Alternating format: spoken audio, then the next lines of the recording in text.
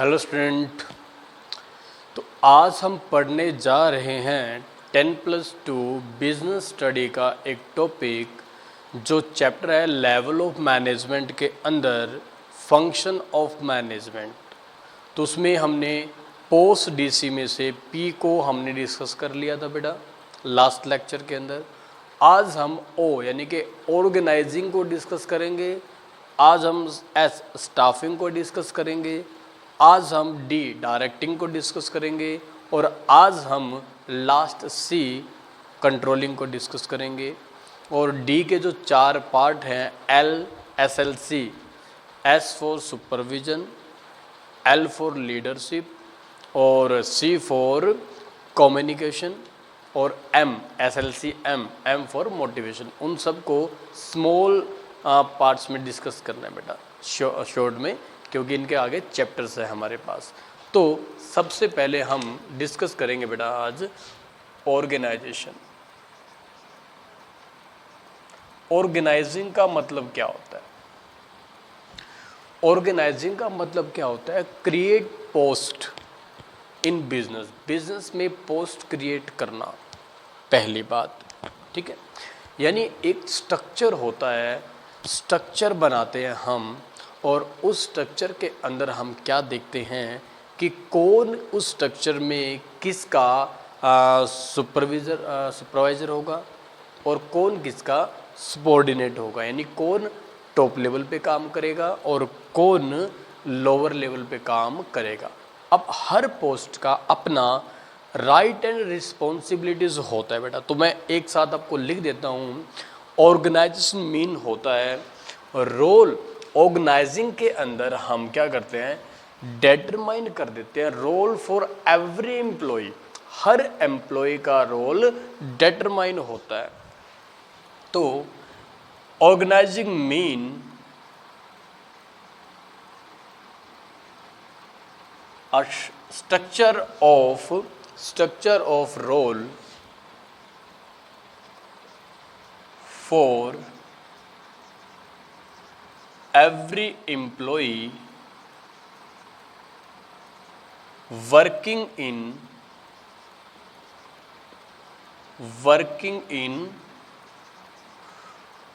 organization।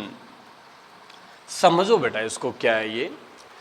हर एक एम्प्लॉय का, चाहे वो मैनेजरियल एम्प्लॉय हो चाहे वो नॉन मैनेजरियल यानी कि प्लेटफॉर्म लेवल पे काम करने वाला कोई हमारा एम्प्लॉय हो, हर के रोल डिफाइन है। हर के रोल क्या है, डिटरमाइंड है। कौन क्या करेगा फर्म के अंदर, ये डिटरमाइंड है। रोल के साथ आते हैं राइट एंड रिस्पॉन्सिबिलिटी। जैसे बेटा CEO है, CEO ये क्या है, ये टॉप लेवल का हमारा एम्प्लॉई है। इसके राइट्स हमने पढ़े थे कि ये जो बड़ी प्लानिंग्स करेंगे ये लोग करेंगे। कोई एक अच्छा डिसीजन लेना है फर्म के डेवलपमेंट के लिए, ग्रोथ के लिए, तो वो ये लेंगे। तो इनके रोल है बेटा। इसके नीचे कौन काम करता है, जैसे कि हमने पढ़ा था डिपार्टमेंटल मैनेजर्स काम करते हैं। डिपार्टमेंटल मैनेजर्स इसके नीचे काम करते हैं बेटा। इनके नीचे सुपरवाइज़र काम करते हैं और इनके नीचे एम्प्लॉय काम करते हैं, वर्कर जिसको बोलते हैं वर्कर। ये एक स्ट्रक्चर है। तो इस स्ट्रक्चर के अंदर आप ध्यान दोगे तो यहाँ ये डिफाइन किया जाता है कौन किसका मैनेजर होगा और कौन किसके नीचे काम करेगा। यानी इन सब के राइट एंड रिस्पॉन्सिबिलिटी क्या होंगे सबके, वो कौन डिसाइड करता है। ऑर्गेनाइजिंग में ये चीज़ डिसाइड की जाती है बेटा। तो हर पर्सन का रोल डिफाइन ऑलरेडी करा हुआ होता है। मैं आपको सिंपल सा स्कूल का एग्जांपल देता हूँ बेटा। प्रिंसिपल एक पोस्ट होती है, प्रिंसिपल पर्सन कोई भी हो सकता है। उस पोस्ट के लिए एक रिक्वायर्ड क्वालिफिकेशन की ज़रूरत होती है। तो यहाँ भी हर पोस्ट के लिए रिक्वायर्ड क्वालिफिकेशन की ज़रूरत है बेटा। उसके अंदर एक स्पेसिफिक नॉलेज उस फील्ड की होनी चाहिए जिस फील्ड पर हम उसको अपॉइंट करेंगे। एक पोस्ट बना दी हमने, पर्सन्स वहां पर आते रहेंगे जाते रहेंगे, जब भी पर्सन आएंगे उस पोस्ट पर उसी सेम क्वालिफिकेशन के जरूर आएंगे जो रिक्वायर्ड है उस पोस्ट के लिए। बेटा गवर्नमेंट सेक्टर में हम जाते हैं तो गवर्नमेंट तरह तरह की जॉब निकालता है, उस जॉब के लिए एक रिक्वायर्ड क्वालिफिकेशन की आपको ज़रूरत होती है। बेटा वो उनका एक जहां आपसे उन्होंने काम लेना है वो उनका एक ऑर्गेनाइजिंग स्ट्रक्चर होता है। बेटा तो हर पर्सन का उसके अंदर रोल डिफाइन होता है। तो हम यहाँ कह सकते हैं organizing mean a structure of role for every employee working in a organisation.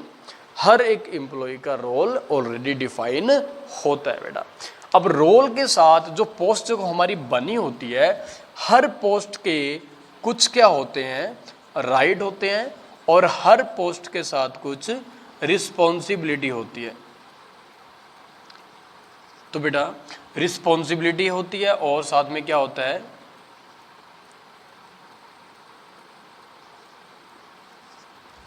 Right और रिस्पॉन्सिबिलिटी ऑलरेडी डिफाइंड होती है। बेटा ठीक है, उसके बाद की बात आती है तो यहां ये देखा जाता है कौन किसको रिपोर्ट करेगा।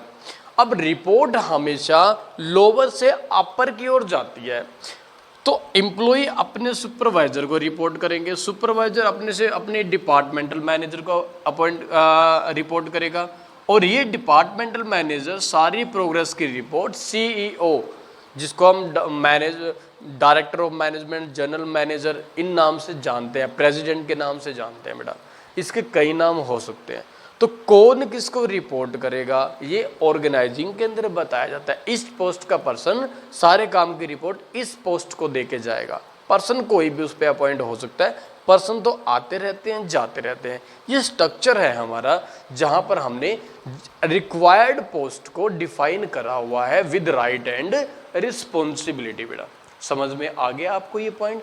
तो ऑर्गेनाइजिंग के अंदर हम ये कुछ करते हैं। बेटा तो इसके अंदर हम क्या करते हैं, क्रिएट करते हैं various post, create various post. बेटा मैं आपको बैंक के एग्जांपल्स देता हूं कि बैंक के अंदर भी अपना एक ऑर्गेनाइजेशन क्या है, स्ट्रक्चर है। कौन वहां पर मैनेजर होगा, कौन कैशियर होगा, कौन पियोन होगा, या कौन सिक्योरिटी गार्ड होगा, है ना, इस तरीके से कौन हेल्पर होगा, वो सब रोल डिफाइंड होते हैं ऑलरेडी किसके अंदर, ऑर्गेनाइजिंग के अंदर। तो देखिए हमारे पास थर्ड फंक्शन है मैनेजमेंट का, स्टाफिंग। स्टाफिंग का मतलब क्या होता है, देखिए पहले समझिए ऑर्गेनाइजिंग के अंदर हमने क्या किया, पोस्ट क्रिएट कर दी कि हमारे फर्म के अंदर कितनी पोस्ट होंगी।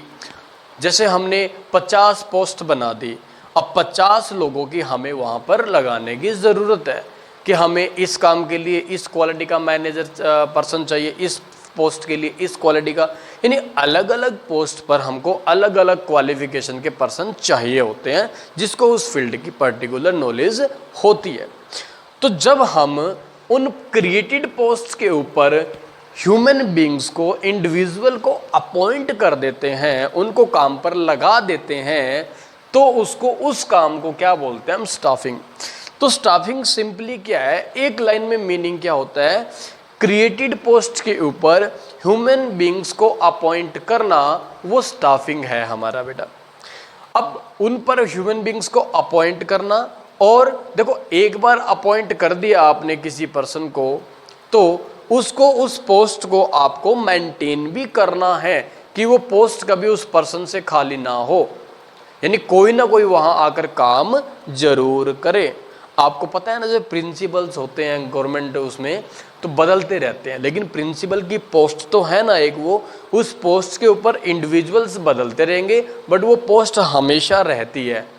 तो बेटा उस पोस्ट के ऊपर कोई ना कोई प्रिंसिपल आकर के जरूर काम करता है। बेटा तो वो पोस्ट कभी उस पर्सन से खाली ना रहे, ये काम भी किसका होता है, स्टाफिंग का होता है।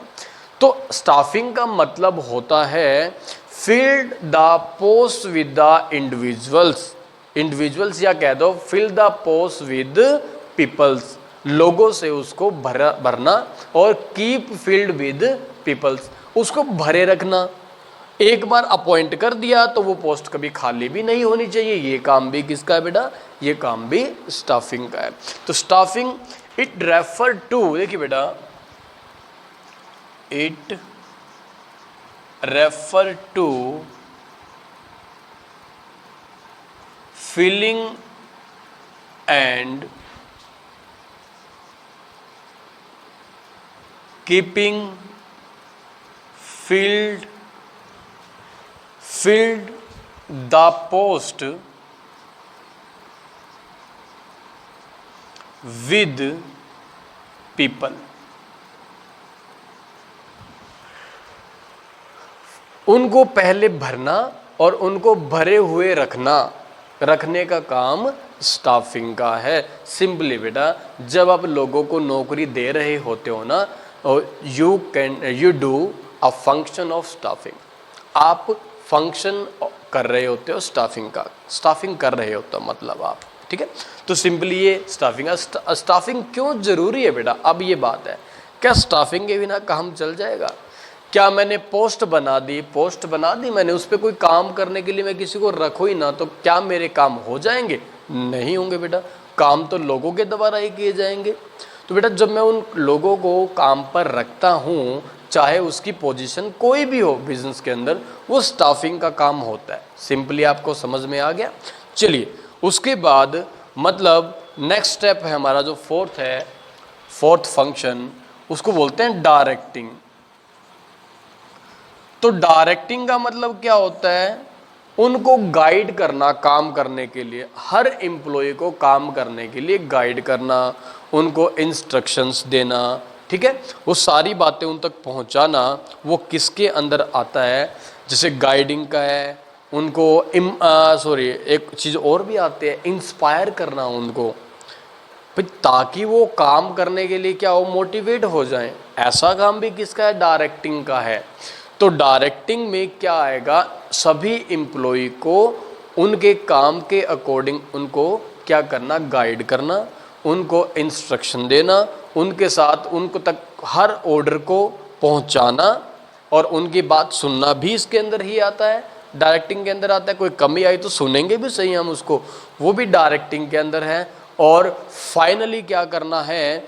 आपने उनको इंस्पायर भी करना है काम करने के लिए। तो बेटा, इसके अंदर क्या क्या काम आएंगे वो देखिए आप। तो सबसे पहले इसके अंदर हम क्या करेंगे? जो भी हमारे वर्कर्स हैं, जो भी हमारे एम्प्लॉई हैं, उनको हम इंस्ट्रक्शन देंगे काम करने की। काम करने की इंस्ट्रक्शन डायरेक्टिंग के अंदर ही दी जाती है, और फिर उनको गाइड करना। हो सकता है उनको काम की नॉलेज ना हो, तो उनको गाइड करने का काम भी, यानी गाइडिंग भी उसी के अंदर आती है। और कम्युनिकेट करना बेटा, कम्युनिकेटिंग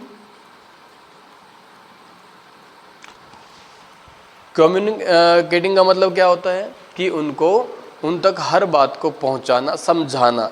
कम्युनिकेशन के बारे में भी अभी हम पढ़ेंगे बेटा। और उसके बाद है इंस्पायरिंग द पीपल।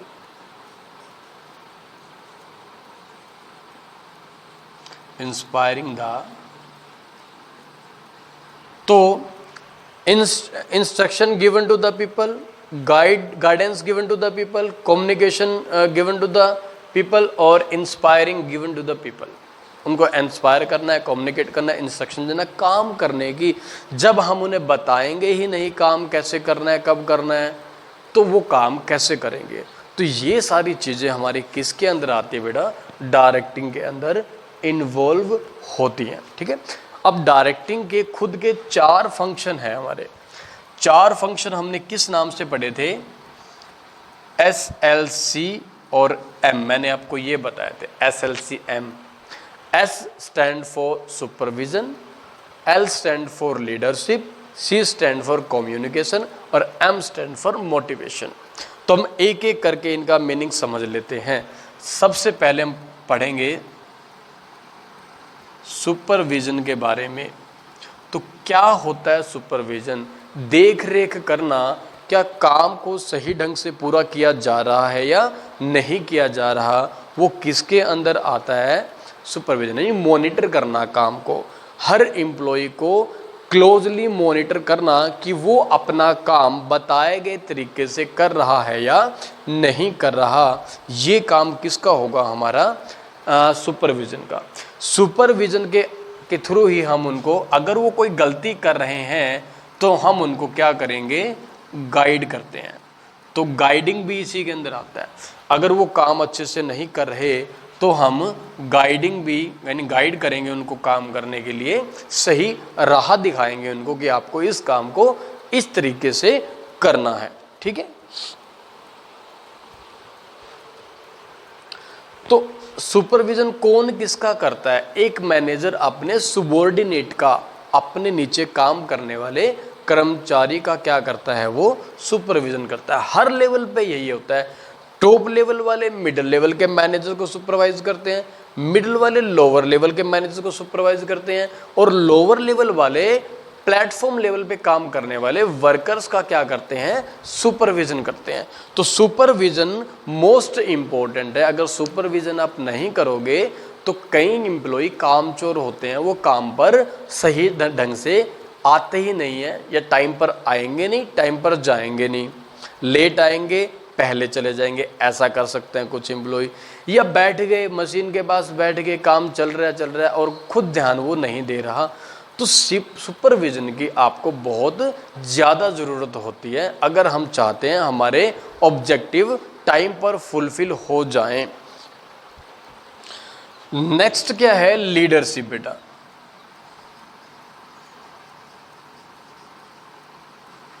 लीडर से बना है लीडरशिप। लीडरशिप का मतलब क्या होता है? देखो, वही लीडर है जिसके फॉलोअर्स हों। एक लीडर के अंदर ये क्वालिटी होती है कि वो अपने से नीचे के लोगों को इस तरीके से हैंडल करता है, टैकल करता है कि उसके वो एक ऑर्डर से उस काम को करने के लिए रेडी हो जाते हैं। तो लीडर की बहुत बड़ी क्वालिटी होती है कि वो, अब लीडर का मतलब एक मैनेजर अगर लीडर के तौर पर काम करेगा तभी बिजनेस सक्सेस हो पाएगा। बेटा अब मैनेजर एक लीडर के तौर पर है, इसका मतलब क्या है? उसको सभी एम्प्लॉय एक्सेप्ट कर रहे हैं अपना लीडर।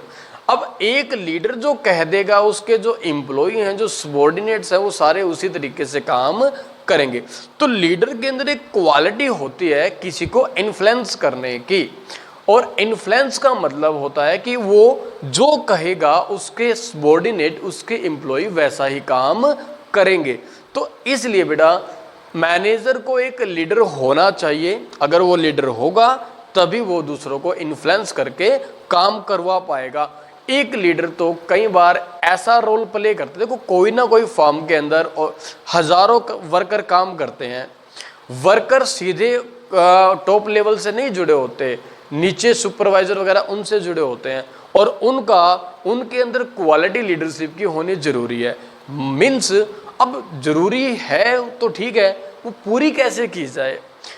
अगर आप एम्प्लॉय की ज़रूरतों का ध्यान रख रहे हो, एम्प्लॉय की ज़रूरतों का केयर करते हो, उनको अच्छा इन्वायरमेंट प्रोवाइड कर रहे हो, और जो बात वो कहते हैं, कोई रिक्वायरमेंट है उसको फुलफिल करवा रहे हो, उनको कोई पर्सनली प्रॉब्लम आ जाए वो आप सोल्व कर देते हो, तो वो आपसे कनेक्टेड हो जाते हैं और वो आपको एक अपना लीडर बना लेते हैं।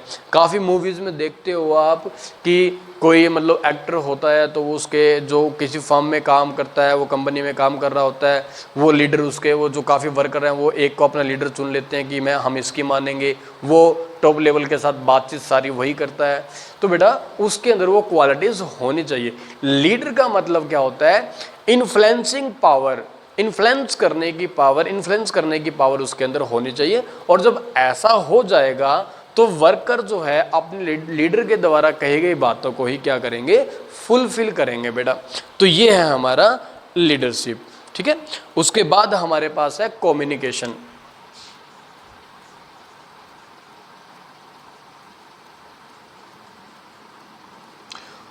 कम्युनिकेशन का मतलब क्या होता है? कम्युनिकेट करना, अपनी बात को दूसरों तक पहुंचाना, वो कम्युनिकेशन है। अपनी बात दूसरों तक पहुंचाने के आजकल तो तरीके बहुत सारे हैं, लेकिन अगर हम कम्युनिकेशन का परफेक्ट वर्ड देखें, मैंने आपको कोई बात कही और अगर आपको बात समझ में आ गई तो दैट इज परफेक्ट कम्युनिकेशन। तो वो अच्छा कम्युनिकेशन है हमारे बीच में। जो मैं बात आपको अभी समझा रहा हूँ, देखो ये भी कम्युनिकेशन ही है हमारा, कि मैं जो आपको बात बता रहा हूँ वो आपको सुने और समझ में भी आ जाए। समझ में आ गई तो हमारा कम्युनिकेशन परफेक्ट हो गया, सही माना जाएगा हमारा कम्युनिकेशन। तो कम्युनिकेशन का मतलब क्या होता है? It is a art of transferring information to each other. तो इंफॉर्मेशन का जो हम क्या करते हैं, ट्रांसफर करते हैं एक दूसरे को, वो कम्युनिकेशन है। और एंश्योर करना होगा आपको कि जो बात आपने सामने वाले को बताई है उसने उसको उसी मीनिंग से समझ लिया जैसे आप उसको कहना चाहते हो। तो ये हमारे लिए है कम्युनिकेशन। तब बिजनेस में इसका यूज क्या है? देखो स्टार्टिंग से कम्युनिकेशन स्टार्ट होता है। टॉप लेवल का मैनेजर जो प्लानिंग बनाता है बिजनेस के लिए, ऑब्जेक्टिव सेट करता है, पॉलिसी सेट करता है, वो अपने से मिडिल लेवल के मैनेजर्स को बताएगा, उसमें कम्युनिकेशन चाहिए। मिडिल लेवल का मैनेजर जो डिपार्टमेंट्स आते हैं हमारे सभी, वो अपने डिपार्टमेंट्स में काम करने वाले सभी वर्कर को इन्फॉर्मेशन देगा। नए नए आइडिया आएंगे और उनके जो ग्रीवेंस है, जो कोई दुख तकलीफ है वर्कर्स की, वो भी सुनी जाएगी। वो भी कम्युनिकेशन का पार्ट होता है बेटा। तो कम्युनिकेशन के अंदर क्या करते हैं, इन्फॉर्मेशन का ट्रांसफर होता है एक दूसरे को, वन टू अनदर। अब वो किसी भी लेवल की इंफॉर्मेशन किसी तक भी जा सकती है। वैसे तो इंफॉर्मेशन पहुंचाने का एक सिस्टम होता है, कौन किसको इन्फॉर्म करेगा, एक स्टेप बाय स्टेप वो इंफॉर्मेशन जाती है बेटा।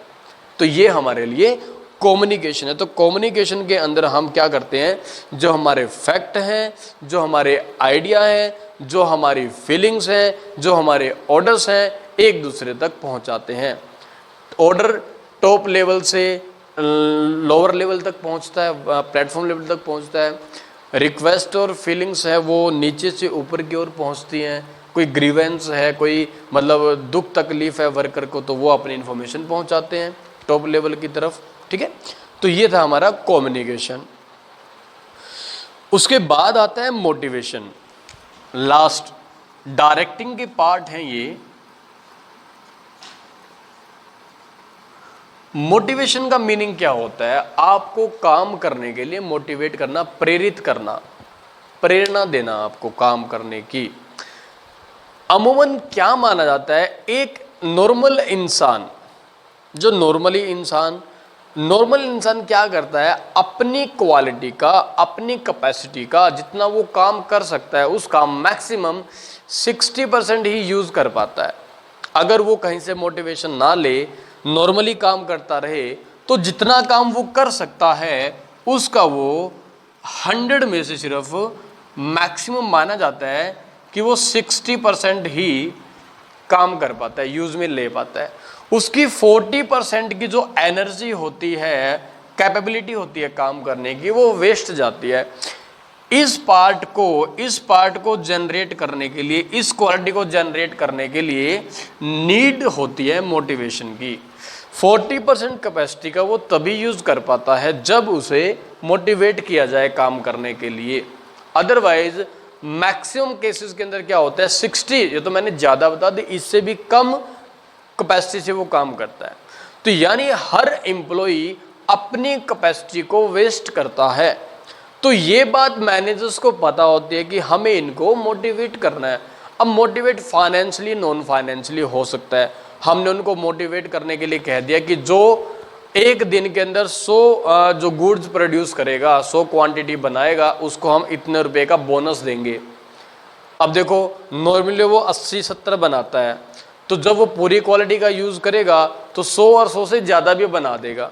और जो 100 या 100 से ज़्यादा बनाएगा, अपने टारगेट को अचीव करेगा, तो उसको हम बोनस दे देंगे। तो मोटिवेट हो गया, पैसे को देख करके ज़्यादा काम करेगा तो ज़्यादा पैसा मिलेगा, वो ऐसा भी कर लेते हैं। तो कई लोग क्या करते हैं, जैसे अलग अलग डिफरेंट वेज सिस्टम अपना लेते हैं। उनको पता है कि अगर एम्प्लॉय पूरे दिन काम करे, अच्छे से नॉर्मली काम करेगा, तो वो किसी भी यूनिट का, किसी प्रोडक्ट की 10 यूनिट बना सकता है, किसी भी प्रोडक्ट की 10 यूनिट प्रोड्यूस कर सकता है। और जब 10 यूनिट बनाएगा, उसका रेट कह दिया हमने, हम आपको एक यूनिट का 10 यूनिट तक हम देंगे आपको, मान लेते हैं 50 रुपये देंगे। 10 यूनिट बनाओगे पर यूनिट हम आपको 50 रुपए देंगे। लेकिन हमने कहा कि अगर आप 10 से ज़्यादा यूनिट बनाओगे ना तो पर यूनिट आपको 50 नहीं 80 रुपए देंगे हम। अब मान लेते हैं किसी एम्प्लॉय ने मोटिवेट होकर इसे 15 यूनिट बना दी। देखो कितना फायदा हुआ इसको। अगर वो 15 यूनिट बनाता 10 यूनिट बनाता तो उसको बेटा कितने रुपए मिलते? 500 रुपये मिलते। अब उसने अगर क्या किया 15 यूनिट बनाई तो 15 में से 10 के तो उसको 50 के हिसाब से रुपए मिलेंगे यानी कि 500, और जो अगली 5 यूनिट हैं उसको उसके 80 रुपये मिलेंगे यानी कि 400 रुपये। अब देखो उसको क्या नज़र आएगा, उसको नज़र ये आएगा कि भाई देखो सिर्फ 10 यूनिट के तो मुझे 500 रुपये मिले थे, 10 से जब मैंने आधी यूनिट बनाई तो मुझे कितने रुपए मिल गए? 400 रुपये मुझे मिल गए। जब मैंने 10 से आधी यूनिट बनाई तो मुझे 400 रुपये का बेनिफिट मिल रहा है। 10 बनाई 500 रुपये में, अगली 5 बनाई 400 रुपये मिल गए। तो मोटिवेट होकर वो काम जरूर करता है। उसको पर यूनिट 30 रुपये का बेनिफिट हो गया यानी 150 रुपये उसने एक्स्ट्रा कमा लिए। तो इस तरीके से हम उनको मोटिवेट करते हैं। अलग अलग तरीके होते हैं, डांट के भी करते हैं मोटिवेट, उनको कह देंगे अगर आपने इतना काम नहीं किया तो आपको काम से निकाल दिया जाएगा। ऐसे भी नेगेटिव पॉजिटिव दोनों तरह का मोटिवेशन होगा, वो हम चैप्टर के अंदर डिस्कस करेंगे बेटा। लास्ट पॉइंट है हमारे पास। अच्छा एक बात और समझ लो, मोटिवेशन क्यों जरूरी है। जो हमारे सोर्सेज है ना 4M आपने पढ़े थे ना 4M, वो क्या था? मैन, 4M में मैन, मनी, मटेरियल और मशीन। ये हमारे 4M थे। इनमें से जो मैन है ना, मैन वो एक्टिव रिसोर्स है, एक्टिव रिसोर्स। बाकी क्या इनएक्टिव है, ये एक्टिव नहीं है। जितना मैन आपका अच्छा काम करेगा उतने ही अच्छे ये रिसोर्सेज यूज होंगे आपके, नहीं तो ये वेस्ट चले जाएंगे। यानी बाकी के 3M डिपेंड किस पे करते हैं? मैन पर डिपेंड करते हैं। ये जितना एक्टिव होगा, जितने अच्छे से काम करेगा उतना ही इनका ज़्यादा बेनिफिट हम ले पाएंगे। अगर ये लेजी हो गया तो ये भी वेस्ट हो जाएंगे आपके। तो अगर आप चाहते हो कि आपके बाकी के 3M अच्छे से काम करें तो आपको अपने इस M को, मैन को आपको एक्टिव करना पड़ेगा, उसको मोटिवेट करना पड़ेगा, उसको चाहे नेगेटिवली करो चाहे पॉजिटिवली करो। तो अगर ये एक्टिव हो गया तो बाकी के रिसोर्स आपके फुली यूज होंगे, फुली आपको बेनिफिट देके जाएंगे। ठीक है, तो लास्ट जो हमारा टॉपिक है वो है controlling. Last function of management है कंट्रोलिंग। कंट्रोलिंग का सिंपली मीनिंग क्या है कि कंट्रोल करना। किसको कंट्रोल करना उसको समझिए बेटा। हम प्लानिंग के अंदर हमारे कुछ ऑब्जेक्टिव डिसाइड करते हैं। ऑब्जेक्टिव डिसाइड कर दिए आपने, अब देखना क्या आप वो ऑब्जेक्टिव को फुलफिल कर पाए हो या नहीं कर पाए। तो आप क्या करते हो, जो आपके एक्चुअल रिजल्ट आए हैं, एक्चुअल रिजल्ट जो आपके आए हैं यानी एक्चुअल जो आपने प्रोडक्शन किया है, वो उस एक्चुअल रिजल्ट को हम कोशिश करते हैं क्लोज लेके आना। किसके क्लोज लेके आना? Closure with desire result. Desire result जो हमने सोचा था उस रिजल्ट के क्लोजर लेके आना। एग्जाम्पल से समझिए बेटा, हमने कहा पर डे हम 100 यूनिट प्रोड्यूस करेंगे, एक दिन में हमने 100 यूनिट प्रोड्यूस करनी है। ये हमारा डिजायर रिजल्ट है, डिजायर। और फिर हमने एक्चुअल में कितना रिसीव किया, एक्चुअल में मान लेते हैं जो एक्चुअल वर्क, ये तो हमारा है डिजायर, ये तो हमने सोचा है, प्लान रिजल्ट है, हमने प्लानिंग किया 100 यूनिट बनेगी पर डे, लेकिन हमारी हर दिन यूनिट प्रोड्यूस हो रही है 90 यूनिट प्रोड्यूस हो रही हैं आपकी। इट मीन क्या हुआ, 10 यूनिट का आपको पर डे नुकसान हो रहा है। तो बेटा 10 यूनिट की जो कमी आई है उसको बोलते हैं हम ये जो चीज़ है ये है हमारी डेफिशिएंसी, इसको क्या बोलते हैं, डेफिशिएंसी आ गई, एडवर्सली अफेक्टेड हुए हैं। अच्छा, हो सकता है कम बन जाए यूनिट और हो सकता है ज़्यादा भी बन जाए, तो आप क्या करते हो, डिजायर रिजल्ट का एक्चुअल रिजल्ट के साथ कंपैरिजन करते हो। अगर हम उस रिजल्ट में कुछ कमी पाई जाती है, डिफेक्ट पाए जाते हैं, उस डिफेक्ट को रिमूव किया जाएगा। आप देखोगे ना, रीजंस तो ढूंढोगे कि हम क्यों नहीं बना पाए 100 यूनिट, 10 यूनिट कम क्यों रही, लाइट की प्रॉब्लम आई या कोई और प्रॉब्लम हमारे सामने आई, तो जो भी हमारी प्रॉब्लम होगी उसको सॉल्व करने किया जाएगा, यानी कि उसके रीजंस ढूंढे जाएंगे कि क्यों हमारी 10 यूनिट्स कम आए। उसको बोलते हैं, जब कम प्रोडक्शन होता है उसको बोलते हैं एडवर्स इफेक्ट। तो ये हमारा एडवर्स रिजल्ट आया है, सही नहीं आया है, तो हम अब रीजन ढूंढेंगे कि क्या कमी है। लाइट की कमी थी, वर्कर टाइम पर नहीं आए, मशीनें खराब हो गई, रॉ मटेरियल सही से हमारे तक नहीं पहुंचा, वो रीजन क्या हो रहेगा, उस रीजन को फिर रिमूव कर दिया जाएगा बेटा, ठीक है। तो अच्छा, ऐसा भी हो सकता है आप 120 यूनिट बना रहे हो, ज़्यादा बन रही है, इसका मतलब क्या हुआ, इसका मतलब जो आपकी प्लानिंग है उसमें कुछ कमी है।